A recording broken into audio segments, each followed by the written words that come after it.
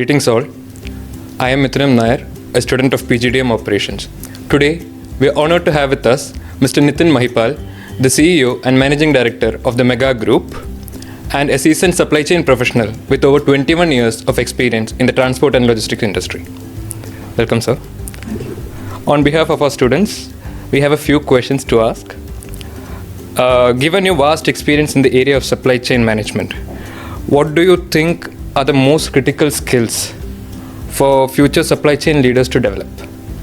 It's a good question. I believe when we are talking about the supply chain management in the future, and especially because the whole world is talking about AI and machinery, what is important is to keep your eye and attention on actually the man management. Primarily because supply chain earlier and even today was always a very highly labor intensive industry, and I believe that will remain as it is because it still takes some more time for machines to drive on the roads. Self-driven trucks would still take a long time, and when that happens we will see, but until then it is the drivers who are still driving the trucks on the national highways. They are the national heroes that we should admire and do something about them. So in this supply chain angle or the industry, the most neglected part of the industry are the drivers, are the ones who are on the road facing all the hardships, yet taking all care of your cargo and it reaches on time. So it's time that we manage them, we take care of them, and still believe in the human factor that runs the economy for us. Sure, sir. My next question would be, in supply chain management, leaders are often required to manage people and projects with tight budget and very strict timelines. So could you please share your approach to balancing operational efficiency with cost control in such a dynamic environment? Yes, it is very dynamic and it's only getting worse or it's only getting better, right? Both sides, because once you are pressed against the wall to reduce costs and the economy in India wants to bring down logistics costs particularly, you do tend to at that situation think out of the box as well.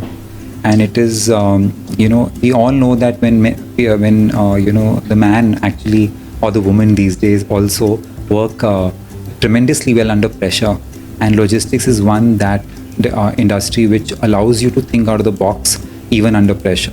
We still have people, larger corporates, who are still setting shops and developing or putting their money in the logistics field. That shows that there is future in supply chain, there is future in logistics.